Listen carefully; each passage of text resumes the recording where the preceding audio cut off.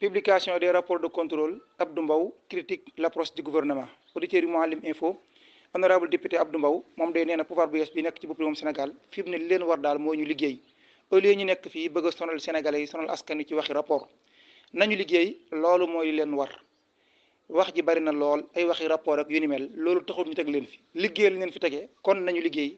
te bàyyi wax ji bari jeeg waxi rapport yi nga xam ne moom lañ bëgg a dugal ci xelu sénégalais yi. Abdou Mbow ci fàttali nag mooy président groupe parlementaire majorité bu Benno Bokk Yaakaar groupe parlementaire majoritaire à l'Assemblée nationale di groupe bu Benno Bokk Yaakaar moom kon daal dinay critiquer daal ñaawlu doxalinu kon kilifa yu yees yi ginnaaw bi nga xamee nag kilifa réew moom daal dinay sàkku daal jaara ci réunion conseil des ministres bi amoon 17 avril ñu daal di nag publier mboolem rapport yi nga xam def nañ ko ci juróomi at yi ñu génn te kuréel yi sàlloo wàllum saytu ci doxinu ni ñu yore alal réew mi di ko def muy bi ki njëkk di OFNAC office national de lutte contre la fraude et la corruption waaye itam Cour des comptes ak itam IGE di inspection générale d'État. Abdou Mbow nag daal moom jàpp na ne gouvernement bi yooyu ñuy wax yëpp amul solo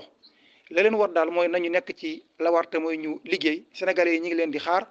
te loolu moo tax ñu teg leen fi ñun assemblée nationale nag la ñu war ci lii yëpp xam nañu ko te itam la ci jaadu ñun daañu ko def.